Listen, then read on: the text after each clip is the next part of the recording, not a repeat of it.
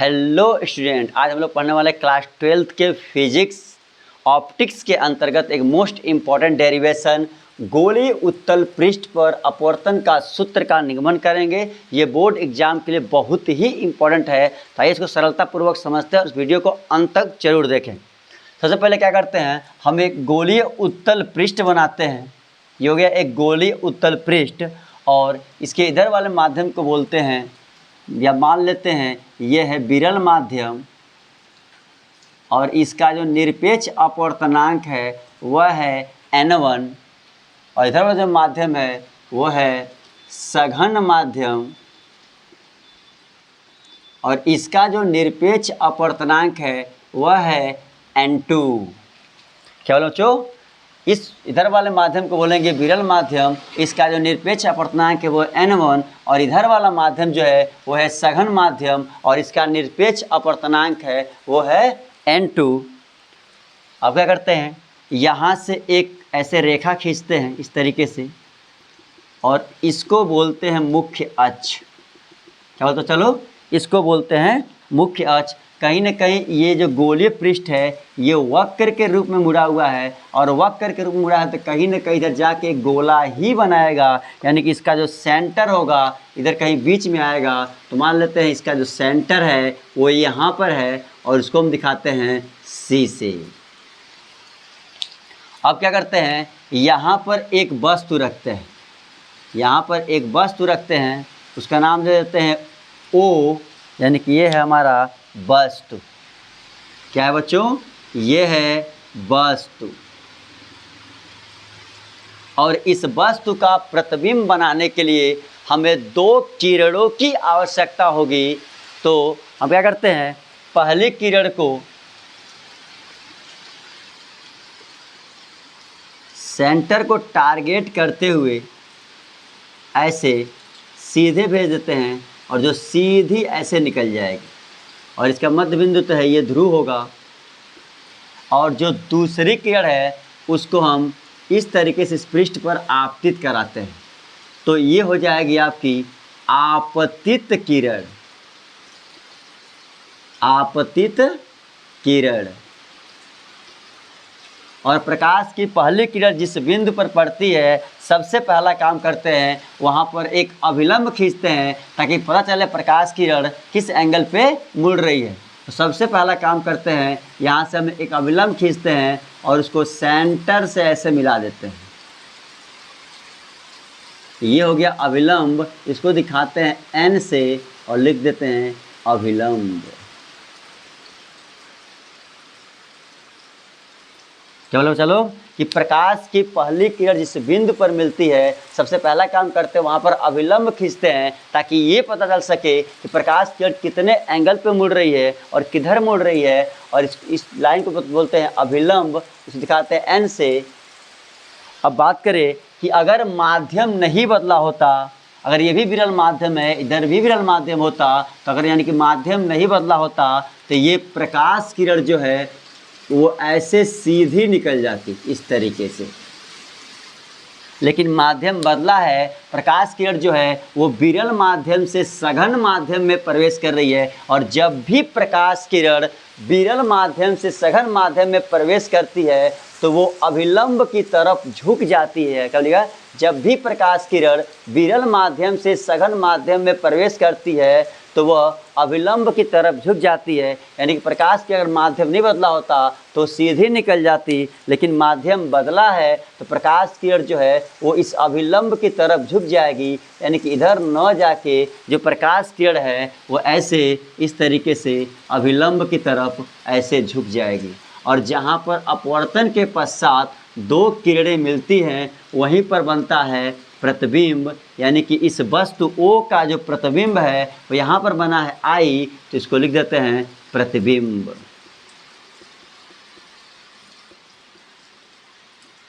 याद रखिए बच्चों, जब दो किरणें अपवर्तन के पश्चात जिस बिंदु पर मिलती हैं तो वहीं पे क्या बनता है, प्रतिबिंब बनता है। ये पहली किरण थी और ये दूसरी किरण का अपवर्तन हुआ और ये इस बिंदु पर मिले, यानी कि इस वस्तु का जो प्रतिबिंब है वो यहाँ पर बना है I और यह अपवर्तित किरण है तो इसको लिख सकते हैं ये अपवर्तित किरण, क्योंकि इसका अपवर्तन हुआ है इसे बोलेंगे अपवर्तित किरण। क्लियर हो गया होगा।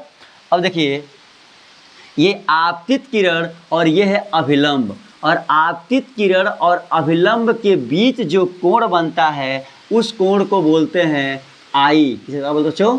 आपतित किरण और अभिलंब के बीच जो कोण बनता है उसे बोलते हैं आपतन कोण। इसे दिखाते हैं आई से, यानी कि आई को हम लिख सकते हैं आपतन कोण। आपतन कोण। और अपवर्तित किरण और अभिलंब के बीच जो कोण बनता है, तो अपवर्तित किरण और अभिलंब के बीच जो कोण बनता है उस कोण को हम लोग बोलते हैं आर, और इसे कहा जाता है अपवर्तन कोण। यानी कि आर को हम लोग बोल सकते हैं अपवर्तन कोण। अपवर्तन कोण। फिर सुन लीजिए, आपतित किरण और अभिलंब के बीच जो कोण बनता है उसे बोलते हैं आई, और इसका नाम है आपतन कोण। और अपवर्तित किरण और अभिलंब के बीच जो कोण बनता है उसे बोलते हैं, दिखाते हैं आर से, और इसे बोलते हैं अपवर्तन कोण। अब क्या करते हैं, यहाँ पर भी कोण बना हुआ है, तो इस कोण को अपने सुविधा के लिए मान लेते हैं ये है अल्फा, और ये कोण जो है ये है बीटा, और ये वाला जो कोण है ये कोण मान लेते हैं गामा।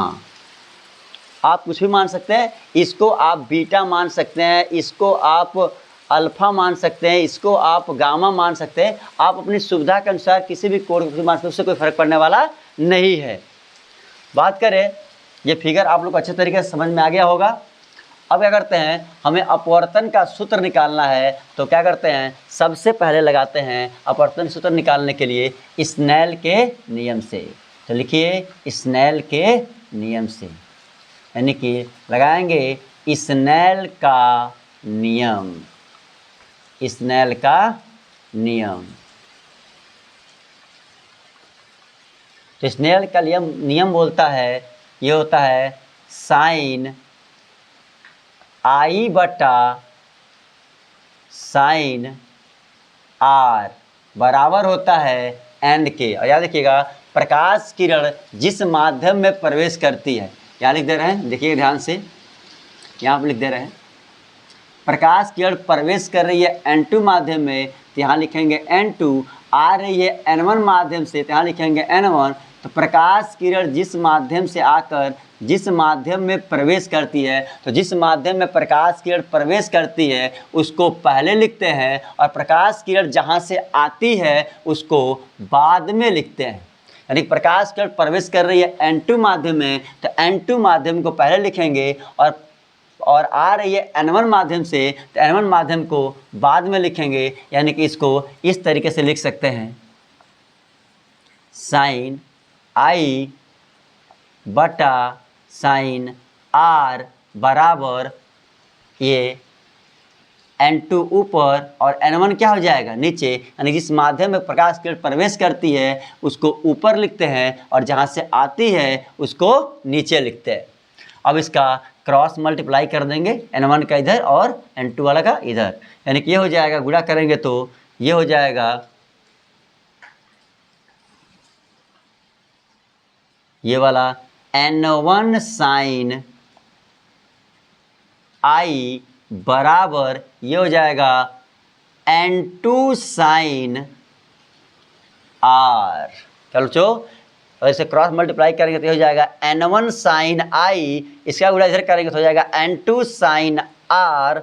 और याद रखिएगा कि यदि थीटा सूक्ष्म हो तो, यदि थीटा सूक्ष्म हो तो हम लिख सकते हैं साइन थीटा, लगभग में लिख सकते हैं साइन थीटा को थीटा। उसी तरीके से आई और साइन आई और आर अति सूक्ष्म है, उसी तरीके से लिख सकते हैं हम साइन आई को हम लिख सकते हैं लगभग में आई, और साइन आर को लिख सकते हैं लगभग में आर। यानी कि आई और आर अगर सूक्ष्म है तो साइन आई की जगह पे हम आई लिख सकते हैं और साइन आर के जगह पे हम आर लिख सकते हैं। तो आइए इस मान को यहाँ पे भरते हैं। तो ये हो जाएगा n1 साइन आई जब क्या लिखेंगे आई, तो हो जाएगा आई बराबर यह है n2, क्या लिखेंगे n2 और साइन आर के जब क्या लिखेंगे r, तो ये निकल के आ गया एक सूत्र n1i बराबर n2r और इसको मान लेते हैं समीकरण नंबर 1। अब क्या करते हैं हम i और r का मान निकाल के, अगर बच्चों i और r का मान निकाल कर समीकरण नंबर 1 में भर देंगे। तो i यहाँ पर है और r यहाँ पर इस डायग्राम में। तो i निकालने के लिए हम त्रिभुज का यूज करेंगे o। यहाँ पे काम करिए, यहाँ पे हम क्या करते हैं एक ऐसे लंब डालते हैं, इस तरीके से ऐसे एक लंब डालते हैं और इसका नाम देते हैं m और इसका नाम दे देते हैं n। याद रखिएगा जो n है वो लगभग p के एकदम समीप है, तो हम n के जगह पे p भी लिख सकते हैं और p के जगह पे n भी लिख सकते हैं। और मान लेते हैं कि जो लंब हमने डाला है इसकी जो हाइट है वो यहाँ से लेके यहाँ तक जो हाइट है वो h है। क्या मतलब बच्चों, जो ये हमने लंब डाला है mn, इसकी जो यहाँ से लेके जो हमने लंब डाला है m से लेके n तक, इसकी हाइट को हमने मान लिया है h है। और ये n और p लगभग हमें पास है, तो n के जगह पे हम p भी लिख सकते हैं और p के जगह पे हम n भी लिख सकते हैं। अगर हमको i निकालना हो तो i के लिए त्रिभुज यूज करेंगे OMC। क्या यूज करें बच्चों, OMC त्रिभुज यूज करेंगे। आइए इसको निकालते हैं बाहर। तो इस त्रिभुज को देखते हैं, ये OMC इस तरीके से है, ये त्रिभुज ऐसे है, यहाँ स्पष्ट रूप से क्लियर हो जाएगा। यहाँ पर है अल्फा और यहाँ पर है बीटा और इसके जो बाहरी कोण है वो है, यानी कि आंतरिक कोण है अल्फा और बीटा और जो बाह्य कोण है वो है I और ये है O, ये C और ये है M। जब इस तरीके से त्रिभुज होता है तो यहाँ समझिए, अगर इस तरीके से त्रिभुज दिया हो, ये X हो और ये Y हो और बाहर का कोण अगर Z हो, तो दो अंदर वाले कोणों का योग बाहर वाले कोण के बराबर होता है। यानी कि इसको हम लिख सकते हैं कि x प्लस वाई बराबर z। क्या बोलेंगे, अगर दो आंतरिक कोण हो और एक बाह्य कोण हो तो अंदर वाले कोणों का योग यानी कि x प्लस वाई बराबर होगा किसके, z के। याद रखिएगा, इस तरीके से अगर त्रिभुज दिया हो तो इसको बोलते हैं बहिष्कोण त्रिभुज बोलते हैं। अगर इस तरीके से त्रिभुज दिया हुआ हो तो दो अंदर वाले कोणों का योग जो होता है वो बाहर वाले कोण के क्या होता है, बराबर होता है। बात करें तो ये त्रिभुज ले लिए हैं, तो क्या लिखेंगे, त्रिभुज OMC में, त्रिभुज OMC में, त्रिभुज OMC में तो दो अंदर वाले कोण कितने हैं, अल्फा प्लस बीटा। तो यहाँ क्या लिख देंगे, अल्फा प्लस बीटा, बाहर वाले क्या होगा, बराबर होगा, यानी कि ये होगा I। यहाँ से क्या किया हमने, I का मान निकाल लिया, यानी कि अल्फा प्लस बीटा बराबर क्या हो गया, I। दिख रहा होगा, अल्फा प्लस बीटा बराबर मान कितना आ गया, I। अब हमको R चाहिए, तो R वाले त्रिभुज ये है, देखिए MCI से हम क्या करेंगे, R निकाल देंगे। ध्यान दीजिएगा कि MCI वाले त्रिभुज से हम क्या करेंगे, R निकाल लेंगे। तो इस त्रिभुज को यहाँ से निकाल के दिखाते हैं, अच्छे से समझ में आ जाएगा। इस तरीके से त्रिभुज है, ये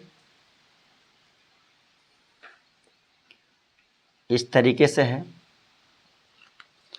कौन सा त्रिभुज है, ये है M, ये है M, ये है I और ये क्या है, C है। ये वाला जो कोण है वो है R और ये वाला जो कोण है वो है गामा और जो बाहर वाला कोण है वो है बीटा। यानी कि लिख सकते हैं त्रिभुज MCI में, त्रिभुज MCI में, तो जो त्रिभुज MCI है उसके अंदर वाला जो कोण है वो है R प्लस गामा। तो ये R प्लस गामा जो होंगे बाहर वाले कोण के क्या होंगे, बराबर होंगे। यहाँ पर हमने आपको समझाया है, तो लिख सकते हैं कि R प्लस गामा बराबर होगा किसके, बीटा के। क्या बोलो बच्चों, अंदर वाला जो कोण होगा वो बाहर वाले कोण क्या होगा, बराबर होगा। यानी कि R प्लस गामा बराबर होगा किसके, बीटा के। तो अब हमको R चाहिए, तो गामा इधर प्लस में है, उधर ले जाएं किस में हो जाएगा, माइनस में हो जाएगा। तो हम लिख सकते हैं R बराबर बीटा माइनस गामा, यानी कि R का हमने मान निकाल दिया है कितना बच्चों, बीटा माइनस गामा। फिर सुन लीजिए कि दो अंदर वाले कोणों का योग क्या होगा, बाहर वाले के बराबर होगा। यानी कि R प्लस गामा किसके बराबर होगा, बीटा के। और हमें R चाहिए और गामा इधर प्लस में है, उधर ले जाएंगे किस में हो जाएगा, माइनस में हो जाएगा। तो हो जाएगा R बराबर बीटा माइनस गामा। अब क्या करते हैं, ये I और R का मान समीकरण नंबर 1 में रख देते हैं। तो यहाँ लिखिए I तथा R का मान समीकरण 1 में रखने पर, क्या लिखेंगे बच्चों, I तथा R का मान समीकरण 1 में रखने पर, आइए रखते हैं। तो ये है N1, तो यहाँ लिख देंगे N1। I का मान कितना है, ये अल्फ़ा प्लस बीटा, यहाँ ब्रैकेट लगाएंगे और लिख देंगे अल्फ़ा प्लस बीटा बराबर ये कितना है, N2। तो यहाँ लिख देंगे N2। और R का मान कितना है, बीटा माइनस गामा, तो यहाँ लिख देंगे बीटा माइनस गामा। अब क्या करते हैं, N1 का गुणा अल्फ़ा में, N1 गुणा बीटा में, N2 का गुणा बीटा में और N2 गुणा गामा में कर देंगे। तो ये हो जाएगा N1 अल्फ़ा प्लस, अब N1 का गुणा बीटा में होगा तो हो जाएगा N1 बीटा बराबर, अब N2 गुणा बीटा में करेंगे तो हो जाएगा N2 बीटा फिर माइनस, अब N2 गुणा गामा में करेंगे तो हो जाएगा N2 गामा। अब क्या करते हैं, ये इस समीकरण को मान लेते हैं समीकरण नंबर 2। ये जो समीकरण आया है इसको मान लेते हैं समीकरण नंबर 2। अब यदि अल्फ़ा बीटा और गामा, क्या बोलेंगे बच्चों, यदि अल्फ़ा बीटा गामा अगर सूक्ष्म कोण है तब क्या होगा, यहाँ लिखिए कि यदि अल्फ़ा कामा बीटा कामा गामा सूक्ष्म कोण हो तो अगर अल्फ़ा कामा बीटा कामा गामा सूक्ष्म कोण होंगे तो हम लिख सकते हैं, याद रखिएगा, यदि अल्फ़ा कामा बीटा कामा गामा अगर सूक्ष्म कोण होंगे तो हम लिख सकते हैं अल्फ़ा के जगह पे हम लिख सकते हैं tan अल्फ़ा और बीटा के जगह पे हम लिख सकते हैं tan बीटा और गामा के जगह पे हम लिख सकते हैं tan गामा।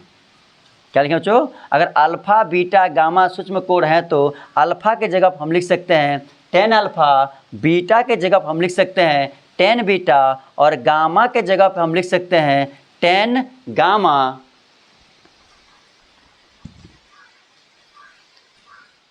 कैसे बच्चों, अगर अल्फ़ा बीटा गामा सूक्ष्म कोण हो तो अल्फ़ा के जगह पर लिख सकते हैं tan अल्फ़ा, बीटा की जगह लिख सकते हैं tan बीटा और गामा के जगह पर लिख सकते हैं tan गामा। अब ये अल्फ़ा बीटा और tan अल्फ़ा और tan बीटा और tan गामा का मान हम लोग निकाल लेते हैं। तो देखिए कैसे निकलेगा, यहाँ समझा देते हैं। यहाँ पे अगर हमको tan अल्फ़ा का मान निकालना हो तो याद रखिएगा tan थीटा बराबर होता है लंब बटा आधार। क्या होता है बच्चों, tan थीटा बराबर होता है लंब बटा आधार। तो tan अल्फ़ा, इनका अल्फ़ा कोण है तो अल्फ़ा वाला कोण यहाँ पर है, तो लिखेंगे अल्फ़ा निकालने के लिए ये वाला समकोण त्रिभुज लेंगे MNO, और बीटा निकालने के लिए जो समकोण त्रिभुज लेंगे, बीटा यहाँ पर है तो MNC। तो यहाँ लिख सकते हैं अल्फ़ा निकालते हैं, 10 अल्फ़ा का मान निकालते हैं, तो 10 अल्फ़ा निकालने के लिए कौन सा त्रिभुज लेंगे, यानी कि समकोण त्रिभुज लेंगे MNO, यानी कि MNO। तो ये समकोण त्रिभुज ये वाला है 10 अल्फ़ा के लिए, और ये किरण क्या है, ये है M और ये क्या है N, और ये है O, और ये हमारा कोण है अल्फ़ा, और ये जो हाइट है यहाँ की ये हो जाएगा H। इसको बोलते हैं लंब और इसको बोलते हैं आधार। क्या बोलते बच्चों, इसको बोलते हैं लंब और इसको बोलते हैं आधार। और tan थीटा बराबर होता है लंब बटा आधार। तो लंब कौन है MN, यहाँ लिख सकते हैं MN, यानी कि MN के जगह पे क्या है, ऐसे लिख सकते हैं MN के जगह पे क्या है H, तो ऊपर लिख सकते हैं H बटा आधार कितना है NO, तो लिख सकते हैं NO, यानी कि H बटा NO लिख सकते, क्योंकि हमने इसको H माना हुआ है, तो MN का मान क्या हो जाएगा H हो जाएगा, हो जाएगा H बटा NO। अगर बात करें अब बीटा की, तो बीटा के लिए जो समकोण त्रिभुज लेंगे, याद रखिएगा जो बीटा के लिए हम समकोण त्रिभुज लेंगे वो होगा MNC, क्योंकि बीटा एक कोण है तो कोण यहाँ पर है, तो हो जाएगा त्रिभुज MNC। तो त्रिभुज MNC के लिए इसको इस तरीके से बनाएंगे ऐसे, तो हो जाएगा M, ये हो गया N, और ये क्या हो गया C, और MN जो है उसका मान है H, और C क्या है NC क्या है, ये है आधार, और ये कोण हमारा है बीटा। यानी कि बीटा निकालने के लिए त्रिभुज हमने लिया MNC, और MNC का मान जो होगा लेकिन 10 बीटा बराबर हो जाएगा लंब बटा आधार। तो लंब कितना है इसका H, यानी कि MN का मान कितना है H, तो यहाँ पर लिख सकते हैं H बटा आधार कितना है NC, तो यहाँ लिख सकते हैं NC।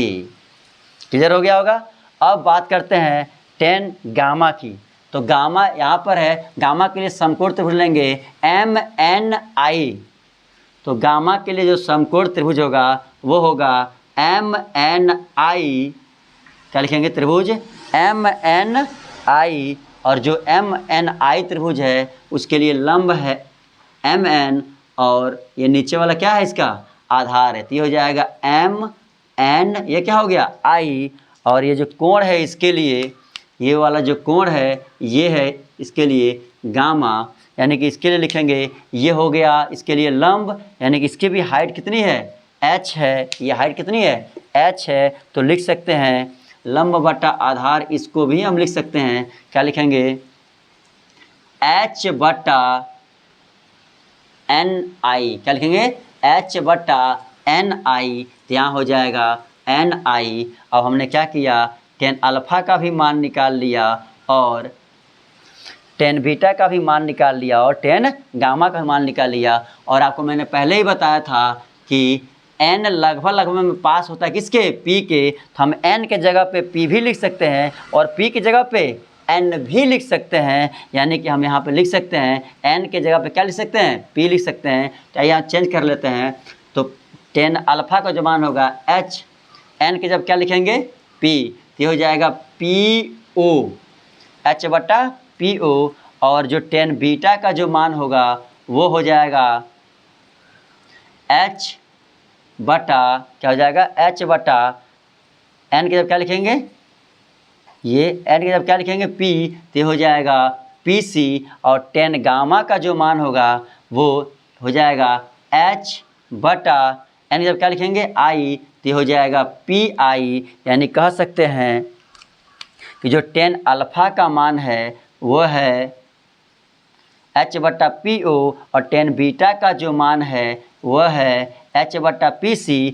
और tan गामा का जो मान है वह है h बटा PI, क्योंकि n की जगह हमने क्या लिख दिया है P, और लिख सकते हैं क्योंकि लगभग क्या होते हैं समीप होते हैं। अब क्या करते हैं, इस अल्फ़ा बीटा गामा का मान, अल्फ़ा बीटा को हमने 10 माना है, 10 अल्फ़ा माना है और बीटा को 10 बीटा, गामा को 10 गामा माना है। अब इसका मान समीकरण 1 में भरते हैं तो लिख सकते हैं अल्फ़ा कामा बीटा कामा गामा का मान समीकरण 2 में रखने पर, क्या बोलेंगे, अल्फ़ा कामा बीटा कामा गामा का मान समीकरण 2 में रखने पर।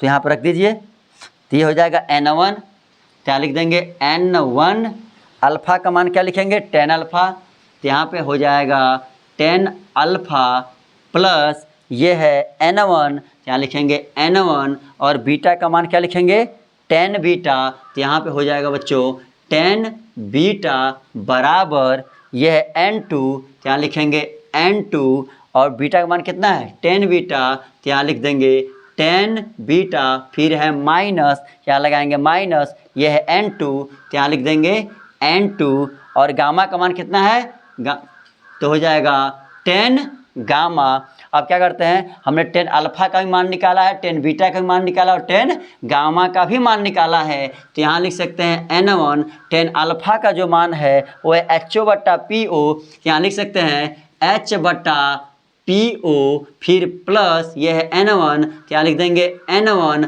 और जो बीटा का मान है 10 बीटा का मान निकाला हमने H/PC, तो यहाँ हो जाएगा H/PC, फिर बराबर ये हो गया n2, फिर 10 बीटा का मान कितना निकाला है H/PC, तो ये हो जाएगा H/PC, फिर माइनस ये हो जाएगा n2 और 10 गामा का मान हमने निकाला है वो है H/PI, तो यहाँ लिख सकते हैं H/PI। उम्मीद है इतनी बात समझ में आई होगी आप लोग को।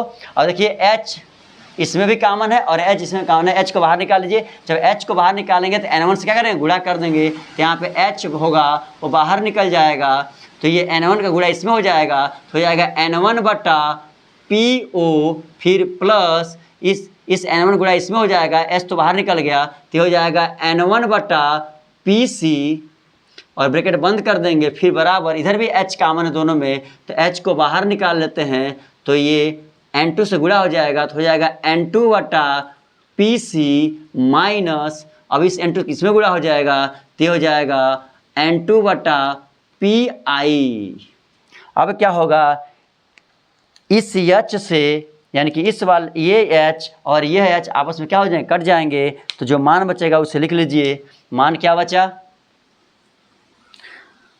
ये बचा n1/PO, यहाँ लिख सकते हैं n1 लिख सकते हैं PO, फिर प्लस यहाँ क्या बचा n1/PC, तो यहाँ लिख सकते हैं n1/PC, फिर बराबर क्या बचा n2/PC, तो यहाँ लिख सकते हैं n2/PC, लगा सकते हैं n2/PC, फिर लगाएंगे माइनस ये n2/PI, तो यहाँ लिख सकते हैं n2/PI। अब क्या करते हैं, PO, PC और PI का मान हम इस रे डायग्राम से निकाल कर वहाँ पे भर देंगे। तो याद रखिएगा, प्रकाश किरण की दिशा में मापी गई जो दूरियां होती हैं वो धनात्मक होती हैं और प्रकाश किरण के दिशा के विपरीत मापी गई दूरियां ऋणात्मक होती हैं। यानी बोल सकते हैं कि प्रकाश किरण के दिशा में मापी गई दूरियां जो होती हैं वो धनात्मक होती हैं और प्रकाश किरण के विपरीत मापी गई जो दूरियां होती हैं वो ऋणात्मक होती हैं। तो याद रखिएगा, अगर हमको P से O की दूरी निकालना है तो P से O की दूरी वस्तु की दूरी है, तो P से जब हम O तक आएंगे तो उल्टा आ रहे हैं, तो यानी कि वस्तु की दूरी प्रकाश किरण के विपरीत दिशा में माप रहे हैं, तो ये हो जाएगा U, यानी कि वस्तु की दूरी दिखाते हैं U से, यानी कि P से लेके O तक की दूरी को हम लोग बोलेंगे -U, क्योंकि उसको उल्टा नापे हैं, और इसको बोलेंगे वस्तु की दूरी। अब बात करें P से लेके C तक की दूरी को, तो P से लेके C तक की दूरी को बोलते हैं वक्रता त्रिज्या, उसको दिखाते हैं कैपिटल R से, और ये प्रकाश किरण की दिशा में ही है, यानी कि P से लेके C तक की दूरी को लिखेंगे प्लस का R और इसे बोलते हैं वक्रता त्रिज्या।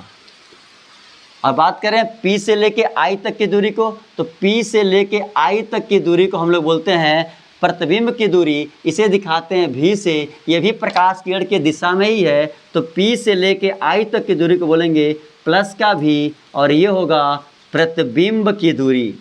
क्या होगा बच्चों? ये होगा प्रतिबिंब की दूरी। अब इस मान को हम क्या करते हैं, उस समीकरण में रख देते हैं। तो P से लेके O तक की दूरी क्या बनेगा, तो हो जाएगा N1 बटा P से लेके O की दूरी क्या बनेगा माइनस यू, यानी कि PO के जगह लिखेंगे माइनस यू, और ये प्लस है तो प्लस लिखेंगे, फिर ये N1 है, फिर P से लेके C की दूरी को प्लस का R, यहाँ लिख देंगे R, फिर बराबर ये हो जाएगा N2, फिर P से लेके C की दूरी को वक्रता त्रिज्या बोलते हैं, इसे भी लिखेंगे R से, फिर माइनस ये हो जाएगा N2, फिर P से लेके I तक की दूरी क्या बोलते हैं प्लस V, यानी प्रतिबिंब की दूरी, तो यहाँ से लिखेंगे V। अब क्या करते हैं, वस्तु की दूरी और प्रतिबिंब की दूरी को एक तरफ, यानी प्रतिबिंब की दूरी को एक तरफ कर लेते हैं, और वक्रता त्रिज्या को एक तरफ करते हैं, प्रतिबिंब की दूरी को एक तरफ कर लेते हैं, और वक्रता त्रिज्या को एक तरफ कर लेते हैं। तो ये जो है वो है माइनस में N1 अपान U, और ये बराबर के उधर है और माइनस में है, जब इसको इधर लेकर आएंगे तो प्लस में हो जाएगा, और ये N2 है, लिखेंगे N2 अपान V। याद रखिएगा कि ये N1 अपान U माइनस में है और ये प्लस में है, जिसको बराबर के इधर लाएंगे तो प्लस में हो जाएगा N2 अपान V, बराबर ये है N2 अपान R, और इसको हम ले जाएंगे बराबर के उधर, तो हो जाएगा माइनस में N1 अपान R। अब इसका हर समान है तो हम इस तरह लिख सकते हैं N2 by V minus N1 by U बराबर ये हो जाएगा N2 minus N1 by R। क्योंकि हर समान होता है तो ऊपर के जो वैल्यू होता है चिन्ह के साथ जुड़ जाता है, और यही हमारा निकल के आया है अपवर्तनांक का सूत्र। और याद रखिएगा ये जो अपवर्तनांक का सूत्र निकल के आया है वह है विरल माध्यम से सघन माध्यम, यानी कि जब प्रकाश किरण विरल माध्यम से सघन माध्यम में प्रवेश करेगा तो उसके लिए जो अपवर्तनांक का सूत्र होगा N2 by V minus N1 by U बराबर N2 minus N1 by R होगा। उम्मीद है कि इतनी बात आप लोग को समझ में आई होगी अच्छे तरीके से। अगर वीडियो अच्छा लगे तो लाइक, सब्सक्राइब और शेयर जरूर करें।